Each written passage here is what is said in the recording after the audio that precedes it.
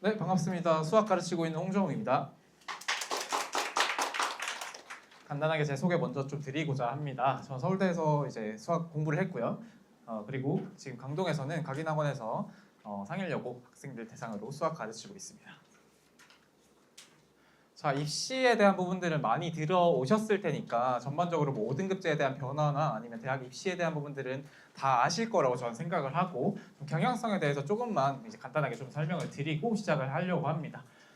표준 점수가 일단은 생기부에서 삭제가 됐기 때문에 수시에서 1등급에 대한 이제 희소성 그리고 뭐 원점수에 대한 부분들 이런 부분들을 많이 들어오셨을 것 같아요. 그래서 표준 점수가 삭제되면서 상일여고 같은 경우는 사실 이 주변의 학교뿐만 아니라 서울시 전체에서 봤을 때도 뭔가 이렇게 공부를 정말 잘하는 학교라고 할 수 있을 정도는 아니에요, 사실. 그렇기 때문에 오히려 상일여고 같은 경우는 메리트가 있다라고 보셔야 될 것 같아요. 왜냐하면 원점수가 높게 가져갈 수 있는 메리트가 있기 때문에 원점수가 높은 1등급대가 사실 다른 학교들이랑 비교했을 때 훨씬 더 좋은 점수를 받을 수 있는 지금 입시 체계거든요. 그렇기 때문에 상일여고 같은 경우는 좀 메리트가 있는 입시 제도로 바뀌었다라고 보실 수 있으실 것 같고, 그 다음에 이제 30명 정도 대가 1등급으로 끊길 텐데 그 안에서도 사실 상위 1등급 아까 말씀드렸듯이 원점수의 중요도가 높아지다 보니까 100점에 수렴하는 1등급이랑 그리고 뭐 1등급 컷에 거의 수렴하는 1등급이랑의 차이점은 분명히 있을 거예요. 그렇기 때문에 우리의 목표는 같은 등급대를 받는다 하더라도 원점수가 높은 등급대를 받아야 된다라는 부분들을 좀 유념하셔야 되실 것 같고요. 정시에도 지금 서울대 같은 경우는 28년도부터 40% 정도가 내신 점수가 들어가기 때문에, 그리고 다른 학교들도 점점 이렇게 입시 경향대를 발표하고 있기 때문에 정시에도 내신 점수가 상당히 많이 들어가게 됩니다. 그렇기 때문에 내신을 포기한다라는 마인드는 거의 버리셔야 되는 상황이고, 그렇기 때문에 재수를 이제 하신다고 하셔도 내신이 굉장히 중요하게 들어간다라는 부분들 때문에 학교 다닐 때 내신을 점점 철저하게 관리를 하셔야 되겠다라는 부분들도 유념하셔야 되실 것 같아요. 그래서 1등급은 필수적으로 사수를 하시되 원점수가 높은 1등급을 목표로 1등급을 컷 넣었다고 해서 안주하면 안 되고 원점수를 높이는 방향성을 가지고 공부를 하셔야 된다. 그리고 상일여고 같은 경우는 그래도 인서울 좀 그래도 10개 학교라고 말을 하죠. 뭐 중경외시까지 그래도 가려고 하신다면 1등급 후반대는 받으셔야 되기 때문에 2등급을 좀 1등급보다 적게 받으셔야 되는 상황이다라는 부분들도 같이 가지고 가셔야 되실 것 같아요. 자, 학교별로 내신 유형을 크게 두 가지로 나뉠 수 있습니다. 내신형으로 출제하는 학교랑 그 다음에 수능형으로 출제하는 학교 이렇게 두 가지로 나뉠 수 있는데 상일여고 같은 경우는 내신형 학교예요. 명백하게 내신형 학교고, 내신형 학교의 특징은 뭐냐면 개념이랑 유형에 대한 문제들이 굉장히 많이 나옵니다. 뭐 킬러에 대한 문항들보다는 좀 사고력을 써야 되는 문항들보다는 이 개념을 가지고 기본적인 유형들을 어떻게 적용할 수 있는지에 대한 부분들을 많이 묻는 문제들이 많이 나온다는 거예요. 그래서 이런 문제들 같은 경우는 계산에 대한 부분들, 계산 실수 이런 부분들을 커버를 많이 하셔야 되시고, 그 다음에 시간 안배, 정해진 45분, 50분 시간대에 빠르게 문제를 정확하게 푸는 연습들이 굉장히 중요한 학교라고 보실 수 있으실 것 같아요. 그래서 난이도가 굉장히 어려운 문제를 공부를 한다기보다는 좀 기초적인 부분들을 좀 차근차근 체계적으로 공부하는 연습들이 상일여고 내신 대비에는 조금 더 중요하다라는 부분들을 가져가시면 될 것 같습니다. 자, 강동구 고교 출제 경향을 한번 비교를 해보면 상일여고 같은 경우는 다른 학교들에 비해서 난이도가 굉장히 좀 낮은 편이에요. 레벨 4 같은 경우는 이제 모의고사 기출 4점짜리에서 좀 숫자나 아니면 도구들 정도만 바꿔가지고 변형 문제를 내는 경우인데, 레벨 5 같은 경우는 강동 지역에서는 따로 나오진 않고 요거는 이제 거의 신유형을 출제를 하거나 아니면 기존의 기출 문제에서 굉장히 어렵게 변형을 해가지고 내는 문제들인데, 뭐 배제나 한영고에서도 이런 문제들은 나오진 않고, 상일여고 같은 경우도 레벨 4 정도까지도 굉장히 저급 비율을 출제를 하고 있습니다.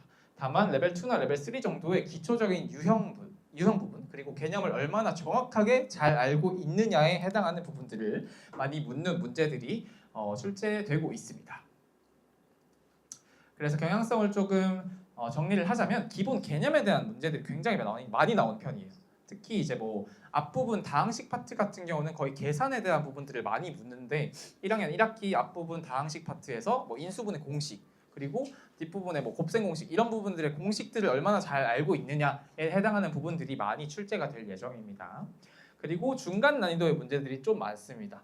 완전 고난이도 문제들보다는 중간 정도의 난이도 한 번 정도, 한두 번 정도 꼬아져 있는 문제들이 좀 다수 차지하고 있다라고 보실 수 있으실 것 같아요. 그래서 요 정도 난이도는 사실 시중 문제집에서도 뭐 센 C스텝이나 뭐 고쟁이 레벨 3나 요 정도의 난이도라고 보실 수 있거든요.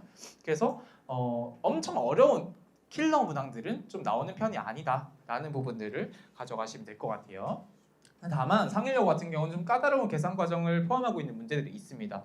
특히 이제 다항식 파트는 거의 계산력에 집중된 파트이기 때문에 계산 과정에서 실수를 하지 않았는지에 대한 부분들을 좀 많이 연습하시는 게 가장 중요한 포인트이실 것 같아요. 그래서 내신을 좀 잘 보기 위해서는 일단 세 가지 좀 피하셔야 되는 부분들을 제가 적어놨습니다. 일단은 뭐 제목은 엄밀하게 공부하기라는 제목으로 제가 묶어놨는데 공부를 할 때 내신 같은 경우는 중등 내신이랑 다르게 고등 내신은 정말 철저하고 엄밀하게 공부를 하셔야 되세요. 주어진 범위 내에서 내가 이 범위 내에 있는 모든 문제를 다 섭렵한다라고 생각을 하고 공부를 하셔야지 여기서 뭔 빼고 여기 이거 안 나올 것 같고 요 개념 빼고 이렇게 빼버리면 절대 내신에서 좋은 성적 나올 수 없습니다. 그렇기 때문에 엄밀하게 공부하신다라는 부분을 좀 생각하시고 교과서 출판사에 대한 부분들도 많이 고려를 하시는데 교과서 출판사가 뭐든 상관없이 공부는 똑같이 하셔야 되세요. 뭐 교과서가 미래엔이든 뭐 신사고든 YBM이든 상관없이 그 교과서에 말하는 내용들을 또 다 동일하기 때문에 수학 같은 경우는 특히 뭐 국어랑 영어랑 다르게 뭐 지문이 연계되거나 이런 부분은 아니잖아요, 그렇죠? 그렇기 때문에 교과서에 따라서 공부 방향성을 정하는 건 좀 지양해라. 그다음에 두 번째는 서술형 유무입니다. 서술형이 나오든 말든 우리는 서술형이 나왔을 때 완벽하게 풀 수 있을 정도로 수학적 정의에 입각한 사고방식을 공부를 해야 된다. 서술형이 나왔을 때 내가 이걸 수학적 언어로 풀어내지 못하면 사실 수학 공부를 제대로 한 건 아니거든요. 그렇기 때문에 저희 수업에서는 서술형이 나오든 말든 학생들이 서술형 문제 풀 때 완벽하게 수학적 언어로 계산을 할 수 있고 풀이 과정을 써내려 갈 수 있도록 가르치고 있습니다. 그리고 세 번째는 엄밀함과 가장 관계가 된 부분인 것 같은데 이건 시험에 안 나온다라고 본인들이 판단을 하세요. 학생 여러분께서. 그죠? 시험 내신 대비할 때 요거는 안 나올 것 같다. 이렇게 본인들께서 판단을 하시는 경우가 있는데 출제자가 아니잖아요. 그렇죠? 출제자 마음입니다. 그렇기 때문에 특히 내신고사 같은 경우는 한정된 범위 내에서 한정된 교재, 교과서, 부교재 이런 부분에서 나오기 때문에 이건 시험에 안 나온다라는 건 없어요. 그래서 교과서에서 엄청 작게 적혀 있는 부분들 그리고 뭐 그림이랑 같이 적혀 있는 그림이랑 같이 좀 쉬어가는 템포로 구성되어 있는 부분들도 있거든요. 근데 거기서 굉장히 출제 비율이 높습니다. 그렇기 때문에 교과서나 부교재에서 소홀히 해서 되는 부분은 없다. 소홀히 하면 안 된다라는 부분들도 좀 가져가셔야 될 것 같아요. 기출을 한번 보겠습니다. 자, 상일여고 같은 경우는 중간중간에 난이도가 변형이 있는 경우는 없어요. 그러니까 쉬운 문제들부터 뒤로 갈수록 어려운 문제가 나오는 형태의 유형인데 13번까지도 기본 개념에 관한 문제들이 나옵니다. 그러니까 보시면 이 인수분해 공식을 그냥 그대로 대입하는 문제들도 나오고 13번 같은 경우는 이차함수를 그냥 식을 일반형에서 완전제곱형으로 바꾸는 형태의 문제가 나와요. 그러니까 13번까지 20번 후반대로 가면 좀 어려운 문제가 나오지만 13번 중반대까지도 거의 기본 개념에 대한 문제를 묻는 경우가 많다. 그러면 기본 개념이 좀 빠져 있으면 고득점을 하기 어렵겠죠. 그래서 이런 쉬운 부분들에 대한 실수들을 많이 방지를 하셔야 되시고 자 14번부터 조금 어려운 문제들이 나오기 시작하는데 자 14번 문항 작년 문항 같은 경우는 이게 좀 어려운 문항이었어요. 그 나머지 정리 부분에서 학생들이 가장 어려워하는 파트거든요. 이런 문제들이 있는데 고등이 스텝 3에 있는 문제에서 숫자만 변형한 문제입니다. 특히 상일여고 같은 경우는 부교재로 작년까지는 올림포스를 사용했거든요. 올림포스가 난이도가 그렇게 높은 교재는 아니에요. 또 시중 문제집 중에서도 올림포스 고난도가 따로 있고 올림포스가 따로 있는데 올림포스는 그렇게 높은 정도의 레벨은 아니기 때문에 기출 교과서랑 그다음에 부교재에서 나왔던 문항들에서 숫자 정도 또는 묻는 거 정도만 바꿔서 나오는 문제들이 좀 많다라고 보실 수 있으실 것 같아요. 15번 같은 경우도 학생들이 좀 까다로워할 수 있는 문제였는데 얘는 교육청 모의고사 기출이었습니다. 21년 기출에서 숫자만 조금 변형된 문제예요. 동일한 도구를 사용해가지고 허수의 거듭제곱 패턴을 찾는 문제인데 허수 부분에 이제 숫자만 조금 변형해가지고 출제된 문항이라고 보실 수 있으실 것 같아요. 그래서 총체적으로 보면 기출 문제의 중요도가 굉장히 높다. 상일여고 같은 경우는 기출에서 뭐 엄청 꼬아서 내는 경향도 아니기 때문에 기출 문제를 좀 섭렵을 하고 있으면 본인이 풀었던 문제에서 내신이 다 나온다라고 보실 수 있으실 것 같아요. 그래서 최고 난이도는 모의고사 기준으로는 쉬운 4점, 킬러 정도까지는 아니고 쉬운 4점, 어려운 3점 정도까지가 최고 난이도의 문항으로 나오고, 그다음에 기출 문제 중심으로 좀 오답 관리를 잘 하신다면 충분히 고득점은 가능하실 것 같습니다. 그리고 학교 자체의 경향성이 상일여고뿐만 아니라 이 주변에 좀 어려운 학교인 배재고나 한영고도 마찬가지. 이 주변 학교들 같은 경우는 극악의 신유형을 학교에서 직접 제작해가지고 내는 경우는 거의 없거든요. 그렇기 때문에 그런 수능형에 대한 문제들보다 내신형, 그래서 시간 안배랑 계산 연습들, 계산 실수에 대한 방지 이런 부분들을 좀 집중하셔가지고 내신 대비를 하셔야 되십니다. 그래서 5등급제에서는 상일여고 같은 경우는 한 90점 초반 정도대에서 1등급 컷이 형성이 될 거라고 저는 예상을 합니다. 그리고 전반적으로 학교에서도 5등급제로 변화하면서 학교에서도 학생들이 좀 높은 원점수의 1등급을 가져가는 게 대학 입시에서 좀 더 유리하다는 걸 알고 있거든요. 그렇기 때문에 학교에서도 시험을 어렵게 내지는 않을 거예요. 그래서 점점 쉬워지는 경향성을 가지되 거기서 꼼꼼하게 공부를 해야 된다라는 부분들은 항상 유념해 주셔야 될 것 같아요. 자, 그래서 내신고사를 좀 총체적으로 잘 보기 위해서는 세 가지 좀 중요하게 보셔야 됩니다. 일단 뾰족한 공부라고 제가 적어놨어요. 그래서 범위 내에 있는 부분들, 특히 내신고사 같은 경우는 수학의 범위가 정해져 있고 교과서, 부교재에서 범위가 정해져 있기 때문에 그 범위에 있는 문항들, 문제들을 모두 내가 마스터해야 된다. 최소 3번 이상씩 다 풀어보셔야 됩니다. 그리고 오답 관리도 최소 5번 이상씩 저는 시키고 있거든요. 똑같은 문항들, 킬러 문항들 5번 이상 풀어봐야 그래도 내 문제가 됐다라고 할 수 있습니다. 그리고 완벽한 오답이라는 부분들은 제가 뒤에서 조금 더 자세하게 설명을 드릴 건데, 학생들이 노베이스에서 이 오답을 다시 접했을 때 내가 내 능력으로 풀 수 있게끔 하는 것까지가 오답의 끝입니다. 근데 아이들 뒤에 설명드리겠지만 아이들은 오답 시작도 잘못하고 있거든요. 그래서 이 부분은 뒤에서 조금 더 자세하게 설명을 드리고, 교재에서 사소한 부분을 놓치지 않기 엄밀하게 공부를 하라고 제가 말씀을 드렸죠. 교재에서 불필요한 부분들은 없습니다. 본인들께서 직접 출제자가 아니기 때문에 본인들께서 출제자의 이제 의도를 파악했다 치고 뭐 이렇게 빼고 더하고 이런 거 하시면 안 됩니다. 내신고사에서는 주어진 범위 내에서 완벽하게 공부를 하셔야 됩니다. 그래서 이런 부분들에 포커싱해서 제 수업 시스템은 이렇게 기출에 좀 포커싱이 되어 있습니다. 특히 이제 4, 5등급 때, 그러니까 모의고사 기준으로 4, 5등급 때에서 2, 3등급으로 올라가고 싶어하는 학생들, 또 2, 3등급에서 1등급으로 올라가야 되는 학생들에서 좀 빈 부분이 뭐냐면 그 킬러 문항들을 접했을 때 내가 어떻게 풀어야 될지 방향성을 모르는 학생들이 거의 대다수예요.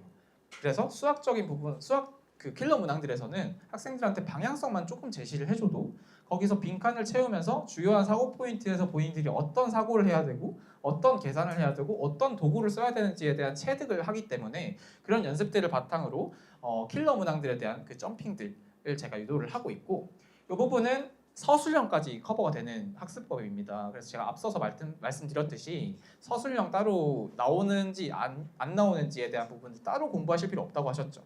왜냐하면 서술형 이미 기본적으로 되어 있어야 되고 수학적 언어를 변환하는 거에 있어서 굉장히 익숙한 상태로 수학을 공부해야 되기 때문에 우리는 서술형이 나오든 말든 서술형은 다 잘 봐야 된다라는 그 부분을 디폴트로 가져가셔야 되세요.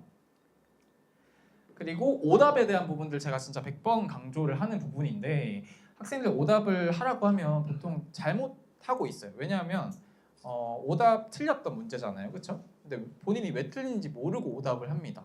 그러니까 아예 그냥 오답 틀렸네? 그럼 이 문제 다시 풀어봐야지. 이렇게 시작을 하게 되거든요. 근데 그렇게 되면 왜 틀렸는지, 어디서 틀렸는지에 대한 부분들을 망각하고 인지를 하지 못하고 시작을 하기 때문에 똑같은 부분에서 똑같이 틀리게 되죠. 2 더하기 3을 6이라고 해가지고 틀렸는데 그 다음 풀었을 때도 똑같이 2 더하기 3을 6이라고 풉니다. 그럼 갑자기 나한테 와가지고 쌤 똑같이 답이 나오는데요? 이러고 있어요. 그럼 오답이 안 되는 거죠, 그렇죠?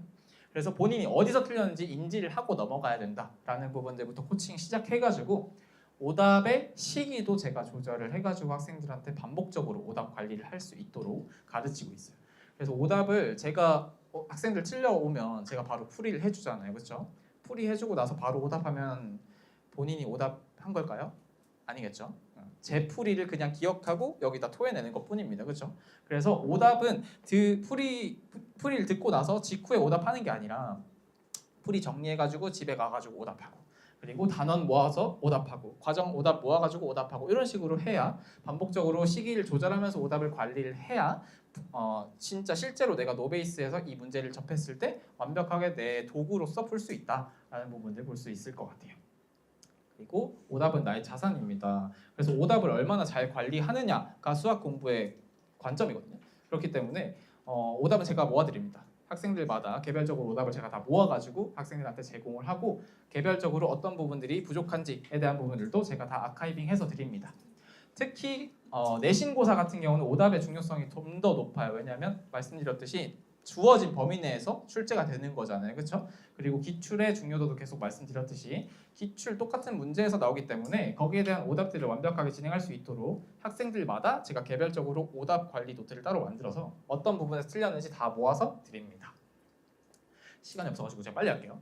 네, 그래서 수업 기존 그 내신 대비 수업 아니더라도 일반 수업에서도 다 이렇게 오답 학습들을 진행을 하고 있고 네, 그래서 1학기 커리큘럼은 지금 3월 중순부터 아마 내신 대비가 들어갈 거예요. 중등 수학이랑 다르게 고등 수학은 내신 대비를 한 5주에서 6주 정도는 진행하셔야 됩니다. 그럼에도 그렇게 길게 진행해도 아이들 100점 못 맞아요. 90점도 못 맞고 80점도 못 맞습니다. 그렇기 때문에 길게 가져가시되 엄밀하게 그리고 체계적으로 준비를 하셔야 되시고 4월 말 정도에 이제 중간고사가 있기 때문에 3월 중순부터 시작해가지고 한 6주 정도 커리큘럼이 진행이 될 겁니다. 그리고 4월 말에 끝나고 나서 기말고사 전까지 아마 공통수학 2 부분도 같이 제가 진행을 할 예정이고요. 네, 그래서 지금은 화토 수업으로 고등학교 1학년 상일여고 수업이 열려 있고요. 네, 이렇게 참고해 주시면 될 것 같습니다. 네, 감사합니다.